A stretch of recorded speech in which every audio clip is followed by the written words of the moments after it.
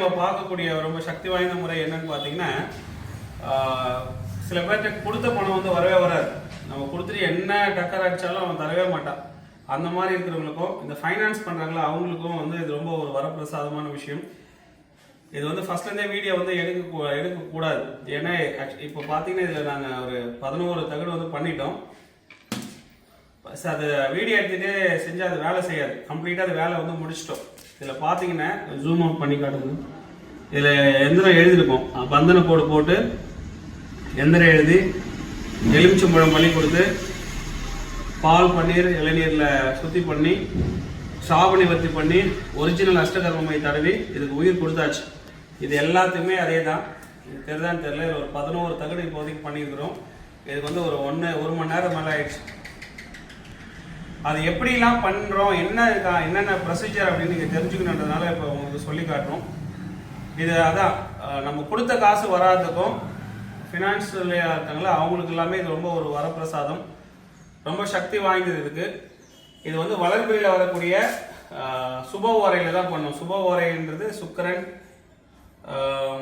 குரு ஓரை, இந்த மாதிரியான நல்ல ஓரைகளை மட்டும் தான் பண்ணணும். கெட்ட ஓரையில் இதை பண்ணக்கூடாது. இப்போ பார்த்தீங்கன்னா இன்றைக்கி வந்து பார்த்தீங்கன்னா செவ்வாய்க்கிழமை வந்து 3 மணிலேருந்து 6 மணி வரைக்கும் சுப ஓரை தான்.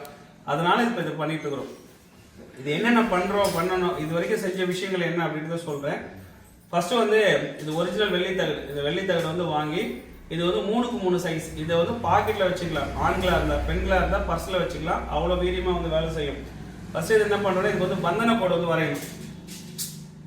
பந்தன கோடுன்றது ஒரு ஸ்கேலு.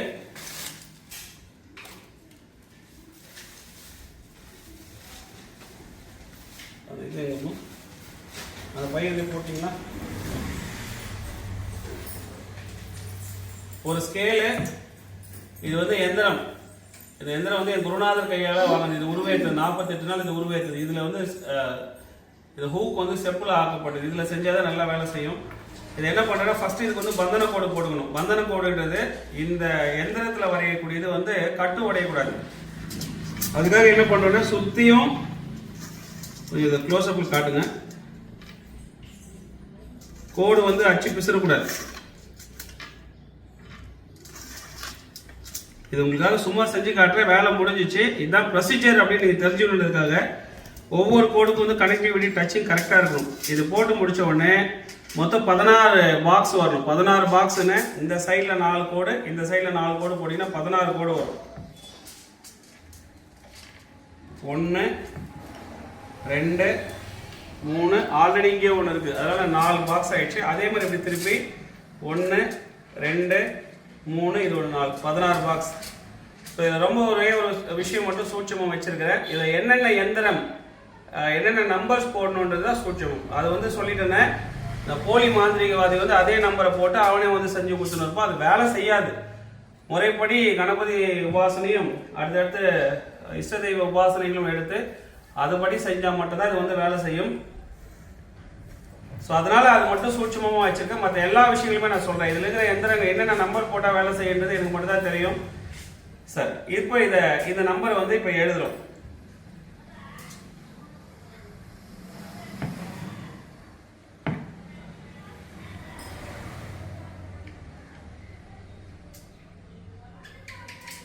இப்போ இதை வந்து நம்பர் வந்து எழுதியாச்சு. இந்த பெண்ணில் தான் எழுதணும். இதுதான் இதில் எழுதுறது தான் பவராக வேலை செய்யும். இப்போ இது எழுதியாச்சு. இது எழுதி முடிச்ச உடனே என்ன அர்த்தம்னா, இந்த எந்திரத்துக்கு வந்து பலி கொடுக்கணும். எப்பவுமே வந்து பலி வந்து ரொம்ப முக்கியம். ஒரு எலுமிச்சம்பழம் எடுத்துக்கிறோம், ஒரு கத்தி எடுத்துக்கிறோம், 2 அறுத்துக்கிறோம். குங்குமம் அங்கே இருக்கு. குங்குமத்தை அதில் தொட்டு இந்த ஒவ்வொரு எந்திரத்துக்குமே வந்து பார்த்தீங்கன்னா பிழிஞ்சு பலி கொடுக்கணும். எல்லாத்துக்குமே அதை பண்ணணும்.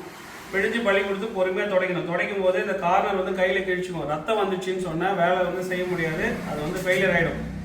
முன்னாடியே க்ளீன் பண்ணும், பின்னாடி இந்த எலுமிச்சம்பழத்தை ஆல்ரெடி பண்ணிட்டோம்.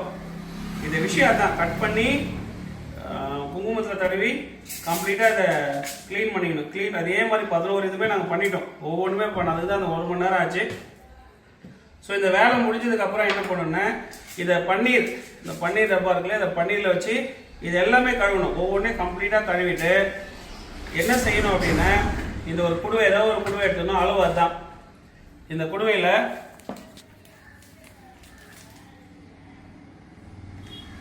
சம அளவு பால், பன்னீர், இளநீர் எடுத்துக்கணும். ஒரே ஒரு தட்டு மட்டும் பேசுறது பண்ணிக்க போகுது.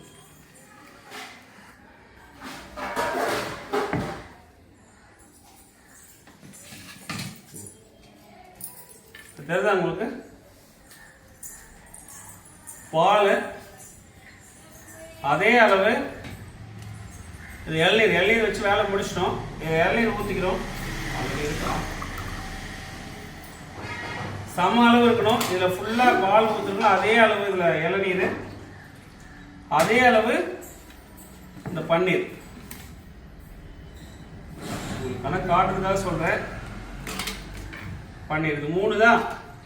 இது எதுக்காக அப்படின்னு சொன்னால் சுத்தி பண்ணுறது அப்படின்னா இந்த எந்திர சுத்தி, தேக சுத்தின்னு சொல்லுவாங்க. அது மாதிரி எங்கே வேணா இருந்திருக்கும். அது வந்து தீட்டுவா எதுவாக இருந்தாலும் கடையில் இருக்கிறவங்க, மேனுஃபேக்சர் பண்ணுவாங்க, இல்லை எடுத்துகிட்டு வந்தவங்க ஏதோ ஒரு இடத்துல தீட்டு போட்டுருக்கலாம். இந்த தீட்டுலாம் வந்து நிவர்த்தி பண்ணுறது தான் இது. என்ன பண்ணோன்னா இந்த பால், பன்னீர், இளநீர் இருக்கிறதுல 3 வாட்டி இது உள்ளே போட்டு தேய்ச்சி எடுக்கணும். ஐயா இப்போ ஏன் தேய்ச்சி எடுக்கலாம்? இது ஆல்ரெடி வேலை முடிச்சிட்டோம். திரும்ப இதை தண்ணியில் அஷ்டகர்ம வரைக்கும் தடவிட்டோம்.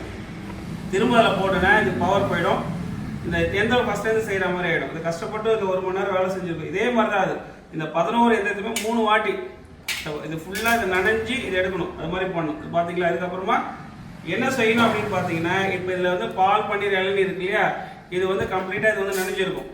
இதுக்கப்புறம் என்ன செய்யணும்னா, ஒரிஜினல் காட்டன் பஞ்சு இருக்கு இல்லையா, இந்த பஞ்சில் வச்சு அந்த ஈரம் படாமல் தொடச்சிக்கணும். ஒரு வாட்டி தொடச்ச பஞ்சு இன்னொரு வாட்டி தொடக்கக்கூடாது. இப்போ பார்த்தீங்கன்னா உங்களுக்கு இதில் தெரிதான்னு தெரில, இது ஃபுல்லாகவே இந்த பஞ்சுக்கு தான். உங்களுக்கு தெரிதான்னு தெரில, இவ்வளவுமே வந்து இந்த 11 இது வந்து கம்ப்ளீட்டாக செஞ்சதுக்காக உங்களுக்கு ப்ரூஃப்காக சொல்கிறேன். ஒவ்வொன்றுமே தொடச்சி அந்த ஈரம் இருக்கக்கூடாது. ஈரம் இல்லாமல் கம்ப்ளீட்டாக எடுத்துடணும். இது எடுத்து முடிச்சதுக்கு அப்புறமா இதை வச்சிடணும். இந்த 11மே அது மாதிரி பண்ணது தான். ஒரு வாட்டி செக் பண்ணிக்கோங்க. 11மே ரெடி பண்ணிட்டோம்.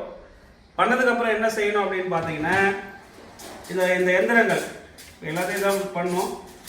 இந்த 11 எந்திரத்துமே தனித்தனியாக அப்படி வச்சுட்டு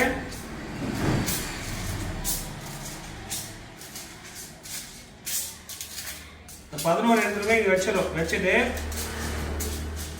இந்த திருநீர் எடுத்துக்கிறோம். இந்த திருநீர் எடுத்துட்டு ஒவ்வொன்றுக்குமே தனித்தனியாக சொல்லணும். 3 வாட்டி சாபநிவர்த்தி மந்திரம் சொல்லணும். ஓம் சித்திரர்கள் சாபனசி, ஓம் தேவர்கள் சாபனசி, வேற எவரிட்டு சாபனசி, ஓம் இந்திர தேவா, உன்னுயிர் உன்னுடைய நிற்க சிவ, ஓம் சக்தி நிற்க சிவன் நிற்க, சக்தி சிவன் ஒத்து நிற்க சிவ. அது மாதிரி சொல்லிட்டு இந்த எந்திரத்து மேலே போடணும். அதே மாதிரி 3 வாட்டி இதுக்கு 3 வாட்டி, இதுக்கு 3 வாட்டி தனித்தனியாக தான் பண்ணணும். ஒன்றா பண்ணவே கூடாது. இது விஷயம். இதை 11க்குமே இது மாதிரி செஞ்சு முடிச்சதுக்கு அப்புறமா கம்ப்ளீட்டாக கை வச்சு தொடச்சிடணும். இது வந்து எப்படின்னா சாப நிவர்த்தி. இந்த எந்திரத்துக்கு ஏதாவது சாபங்கள் இருந்தால் நிவர்த்தி பண்ணுறதுக்கு தான் பேர் தான் வந்து சாப நிவர்த்தி. சரி, இப்போ இது மாதிரி பண்ணதுக்கு அப்புறம் என்ன பண்ணணும்னா, அதே காட்டன் பஞ்சு ஏற்கனவே பண்ணல, இதை யூஸ் பண்ணக்கூடாது. திரும்ப காட்டன் பஞ்சு எடுத்து திரும்பவுமே வந்து கம்ப்ளீட்டாக தொடச்சிக்கணும். ஏன் துடைக்கிறோம் அப்படின்னா, திருநீரில் பச்சை கற்பூரம் வந்து சேர்ப்பாங்க. அந்த பச்சை கற்பூரம் என்ன பண்ணணும், அந்த தகடு வந்து சாப்பிட்டுட்டா என்ன பண்ணுன்னா அது வந்து ஹோல்ஸ் விழுந்துடும். ஹோல்ஸ் விழுந்தால் வேலை செய்யாது. அதனால என்ன பண்றோம் அப்படின்னா, அந்த திருநீரை கம்ப்ளீட்டா திரும்ப புது பஞ்சு எடுத்து பொறுமையா எல்லாத்தையுமே தொடச்சி எடுத்து இங்க வச்சிடணும். இப்போ இது ரெடி ஆயிடுச்சு. இதுக்கப்புறம் என்ன பண்றோம்னா, இந்த எந்திரம் சாப நிவர்த்தி ஆயிடுச்சு. இதுக்கு உயிர் கொடுக்கணும். ஏன்னா நம்ம ஆல்ரெடி எந்திரம் எழுதியிருக்கோம், சுத்தி பண்ணிட்டோம், சாப நிவர்த்தி பண்ணிட்டோம்.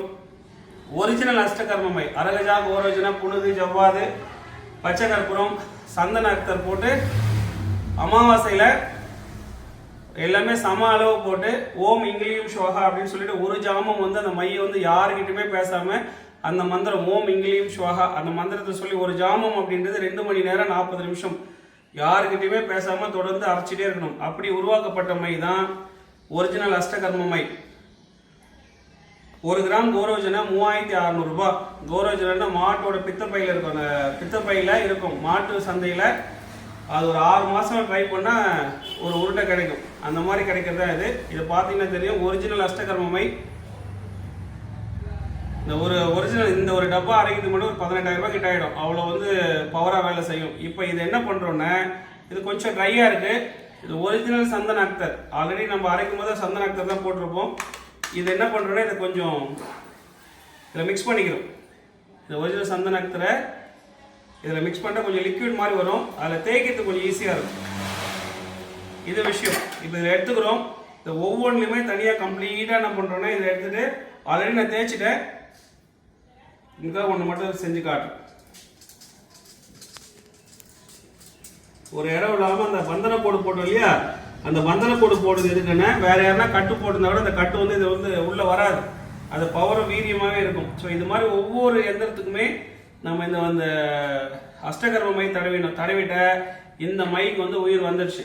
சரி, இதுக்கப்புறம் என்ன செய்யணும் அப்படின்னு பார்த்தீங்கன்னா அங்கே வச்சிருக்க பாருங்க அட்சதை, அது காட்டுப்போ அட்சதை அங்கே இருக்கு. இந்த அட்சதையை எடுத்து போட்டு இப்போ என்ன செய்ய போறோம் அப்படின்னா ஒரு தாம்பாள தட்டில் பாஸ் பண்ண முடியுமா, பாஸ் பண்ணி பார்த்தீங்கன்னா இந்த தாம்பூல தட்டில் இது எல்லாத்தையுமே வச்சிடறோம்.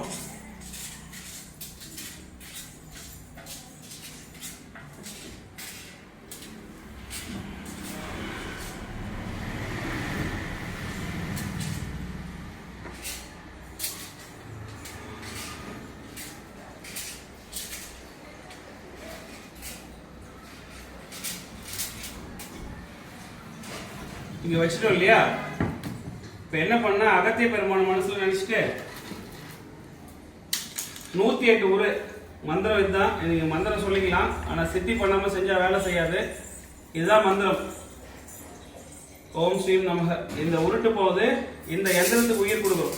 இது வந்து அச்சதை நம்ம கல்யாணத்துல எல்லாம் வந்து போடுவாங்க இல்லையா, பச்சை வந்து மஞ்சள் கரைச்சிடுது. இந்த அச்சதை போட்டு 108 உரு ஏற்றணும். இது மாதிரி தொடர்ந்து 10 நாள் செய்யணும். இதுதான் மனசை ஒருநிலைப்படுத்தி எப்பவுமே ஊதுவத்தி பக்கத்தில் வச்சுக்கிறது நல்லது.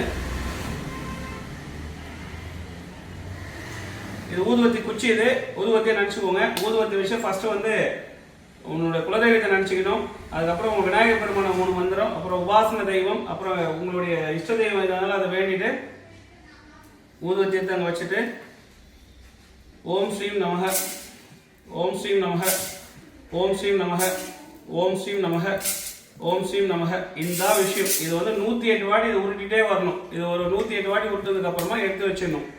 மறுநாள் 108 வாட்டி உருட்டணும். மறுநாள் இதே மாதிரி 10 நாளுக்கும் வந்து அட்சதை போட்டு உருவேற்றணும். இந்த மாதிரி உருவேற்றுற இதுக்கு வந்து இதுக்கு சக்தி பெறும். 10 நாள் அட்சதை போட்டு உருவேற்றதுக்கு அப்புறம் என்ன செய்யணும்னா இது வந்து 3க்கு 3 சைஸ். இதே 3க்கு 3 சைஸ் வந்து பார்த்தீங்கன்னா மகாலட்சுமியோட போட்டோ, அந்த போட்டோவை கட் பண்ணி பின்னாடி பக்கம் வச்சு லேமினேஷன் பண்ணிக்கணும். லேமினேஷன் பண்ணிட்டு நம்ம சட்டை பையில வச்சுக்கணும். ஆண்களா இருந்தா பெண்களா இருந்தா அவங்க பர்ஸ்ல வச்சுட்ட எப்பேற்பட்ட கடன் வாங்கிட்டு ஏமாத்தாதவனும் இது வந்து கொடுக்க வைக்கும். அதாவது ஒரு சில வந்து கொடுக்கவே முடியாதுன்னு நினைக்கிறவன அவனை தூங்க விடாது, கண்டிப்பா எப்படியாவது கொடுத்துடணும். ஆனா அவன் வாழ்நாளில் வந்து அவன் சாவர வரைக்குமே கொடுக்க முடியலவன அவன் அதை நினைச்சுன்னா ஒரு மாதிரி ஆகக்கூடிய விஷயங்கள்லாம் இதில் நடந்திருக்கு. அவ்வளோ சக்தி வாய்ந்தது. விருப்பம் இருக்கிறவங்க தொடர்பு கொண்டு இதை நீங்கள் வாங்கிக்கலாம். நீங்களே செய்யணும்னா செஞ்சுக்கலாம். பட் உபாசம் வந்து முறைப்படி பண்ணியிருக்கணும். அவ்வளோ சக்தி வாய்ந்தது. அதாவது வராத கடனும் இந்த வட்டி தொழிலாம் விடுவாங்க இல்லையா, அவங்களுக்கு வந்து இது ஒரு வரப்பிரசாதமாக இருக்குது. இது வளர்ப்புறையில் வரக்கூடிய நல்ல நாட்களில் செய்கிறது வந்து விசேஷம். தேவைப்படுறவங்க வாங்கிக்கலாம். வெளியே வச்சு பண்ணக்கூடாது. கண்டிப்பாக விளக்கு ஏறினும். அந்த விளக்கு வந்து அகல் விளக்காக தான் இருக்கணும். ஒரு ஊதுவத்தி எடுத்துக்கணும். இந்த தட்டு தெரியுதான்னு தெரியல உங்களுக்கு. இந்த தட்டு உபாசனை பண்ண இந்த ருத்ராட்ச மாலை, அகத்திய பெருமான், இதுதான் நான் உபாசனை எடுத்த தெய்வம். ஃபர்ஸ்ட் இதுக்கு வந்து நம்மளுக்கு குலதெய்வத்தை நினைச்சுக்கணும். ஓம் ஐங்கிலிம் டிராம்ஸ்டம் விளக்கத்தம் மும்பட் வசி விசி சோக, ஓம் ஐங்கிலிம் டிராம்ஸ்டம் விளக்கத்தம் மும்பட் வசி விசி சோக, ஓம் ஐங்கிலிம் டிராம்ஸ்டம் விளக்கத்தம் மும்பட் வசி விசி சோக. நம்ம குலதெய்வத்தை ஒரு 3 வாட்டி வேண்டிக்கிறோம். அப்புறம் எல்லாத்துக்கும் முதல் கடவுள் விநாயகர் பெருமான், அவரை நினைச்சுக்கிறோம். ஓம் கங்கணவதே நம, ஓம் கங்கணவதே நம, ஓம் கங்கணவதையே நம. அப்புறம் உபாசனை தெய்வத்தோட மூல மந்திரம் ஒரு 3 வாட்டி. ஓம் சிம்மம் அம்மும் மகத்தான கத்தியுராய நம, ஓம் சிம்மம் அம்மும் மகத்தான கத்தியுராய நம, ஓம் சிம்மம் அம்மும் மகத்தான கத்தீஸ்வராய நமக. அப்புறம் ஏதாவது நம்ம வச்சிருக்க சாமி வந்து காளி தேவி, நான் காளியோட உபாசனையை எடுத்திருக்கேன். அந்த சாமியை ஒரு 3 வாட்டி வேண்டிக்கிறோம். ஓம் நமோ பகவதி காளி சாமுண்டி தேவி வைரவ தேவி ஓங்கார நிலை சக்தி மமோசமேர்கஷோ. ஓம் நமோ பகவதி காளி சாமுண்டி தேவி வைரவ தேவி ஓங்கார நிலை சக்தி மமோசமேர்கஷோ. ஓம் நமோ பகவதி காளி சாமுண்டி தேவி வைரவ தேவி ஓங்கார நிலை சக்தி மமோசமேர்கஷோ. இந்த எந்திரம் உயிர் பெறதுக்கு எல்லா சாமியும் வந்து நம்ம கூப்பிட்டு வேண்டிக்கிறோம். அப்புறமா இந்த அட்சதை இருக்கு இல்லையா, இந்த அட்சதை வச்சு 108 வாட்டி வந்து சாடணுமா உள்டாவா உருட்டணும். அப்பதான் இந்த எந்திரத்துக்கு வந்து உருவேறும். 10 வரைக்கும் எங்கிட்ட அப்புறம் எடுத்துக்கூடாது. ஓம் ஸ்ரீம் நமக, ஓம் ஸ்ரீம் நமக, ஓம் ஸ்ரீம் நமக, ஓம் ஸ்ரீம் நமக, ஓம் ஸ்ரீம் நமக, ஓம் ஸ்ரீம் நமக, ஓம் ஸ்ரீம் நமக, ஓம் ஸ்ரீம் நமக, ஓம் ஸ்ரீம் நமக, ஓம் ஸ்ரீம் நமக. இதே மாதிரி 100 அது அந்த படையில அப்படியே வச்சிடும். இது மாதிரி 10 நாளுக்கும் இந்த அட்சதையை போட்டு உருவேற்றினதுக்கு அப்புறம் வந்து அதை லேமினேஷன் பண்ணும். நன்றி.